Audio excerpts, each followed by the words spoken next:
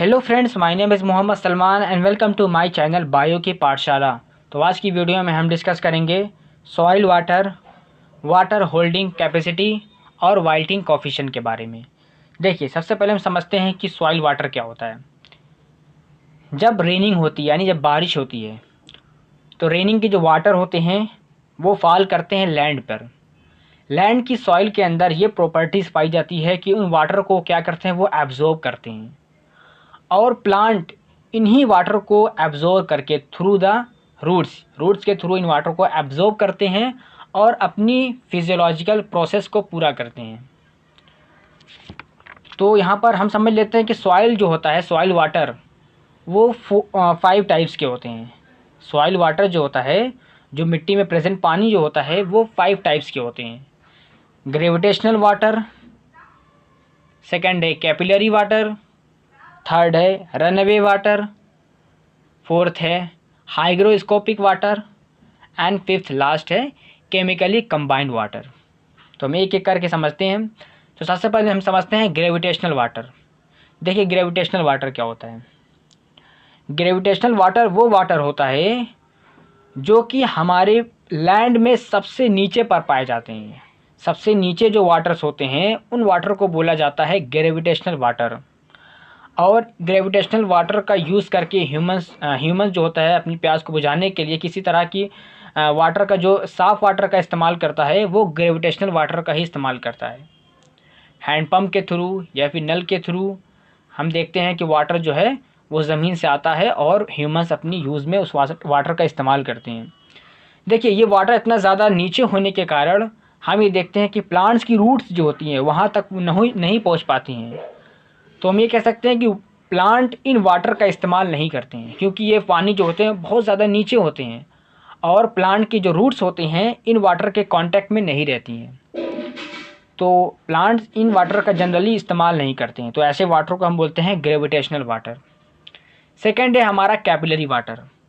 देखिए, ये एक ऐसा वाटर है जो कि सॉइल एक ऐसा सॉइल वाटर है जो कि कनेक्ट रहता है प्लांट की रूट के साथ।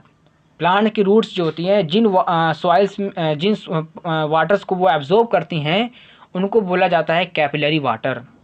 तो प्लांट्स की जो रूट्स होती हैं डायरेक्ट कांटेक्ट में रहती हैं सॉइल से, और सॉइल्स में जो वाटर मौजूद होता है कैपिलरी वाटर, उस कैपिलरी वाटर को ही एब्जॉर्ब करके अपनी फिजियोलॉजिकल प्रोसेस को करता है। थर्ड है हमारा हाइग्रोस्कोपिक वाटर।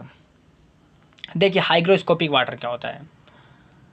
हाइग्रोस्कोपिक वाटर वो वाटर होते हैं जिनका पानी यानी वाटर जो होते हैं वो कनेक्ट रहते हैं सॉइल से to the क्वाइजम force.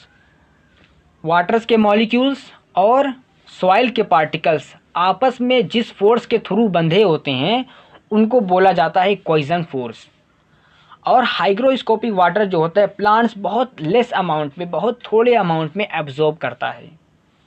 Capillary water में जो होता है उनसे ज़्यादा पानी को एब्जॉर्ब करता है, लेकिन जो प्लांट्स की रूट्स होती हैं वो बहुत लेस अमाउंट में हाइग्रोस्कोपिक वाटर को भी एब्जॉर्ब करते हैं, लेकिन बहुत कम अमाउंट में। चौथा है हमारा रनअवे वाटर। देखिए, जब बारिश होती है यानी रेनिंग होती है तो जब बारिश के जो वाटर्स होते हैं, पानी, वो लैंड पर पड़ते हैं और बहुत सारी ऐसी सॉइल्स होती हैं जो कि वाटर को एब्जॉर्ब नहीं कर पाती हैं। जैसे फॉर एग्जांपल लैंड सॉइल की मैं बात करूं तो बहुत सारे हम देखते हैं कि जो पानी का जो वाटर जो होता है वो पड़ता है ज़मीन पर और वो बहने लगता है, फॉलिंग करने लगता है, बहने लगता है। तो ऐसे वाटर को बोला जाता है रनअवे वाटर। और यही वाटर जो है झील के थ्रू चले जाते हैं रिवर्स में और रिवर के थ्रू चले जाते हैं ओशियन में। तो इन वाटर को हम वो जो होती है क्या सॉइल वो एब्जॉर्ब नहीं कर पाती है, रनअवे वाटर।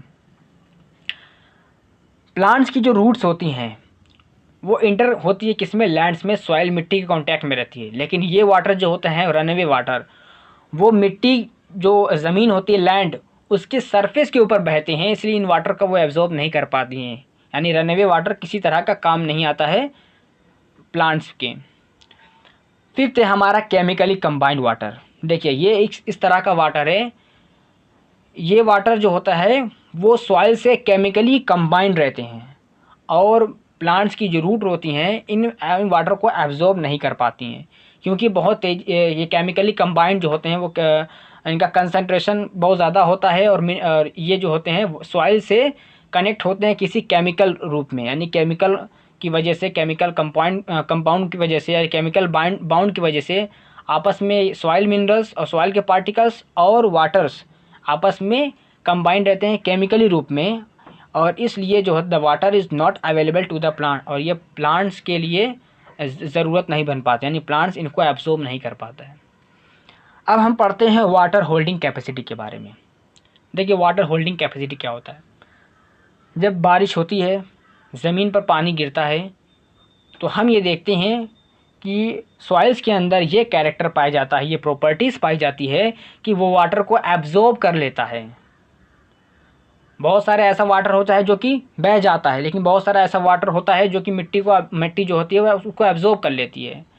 इस कैपेसिटी को हम बोलते हैं वाटर होल्डिंग कैपेसिटी, यानी कि मिट्टी के थ्रू, सॉइल के थ्रू जो वाटर को होल्ड कर लिया जाता है, इस कैपेसिटी को हम बोलते हैं वाटर होल्डिंग कैपेसिटी।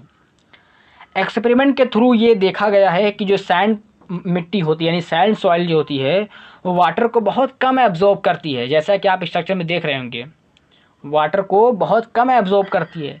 इसके जस्ट अपोजिट क्लेली जो सॉइल होती है, क्ले मिट्टी जो होती है, वो वाटर को सबसे ज़्यादा एब्जॉर्ब करती है।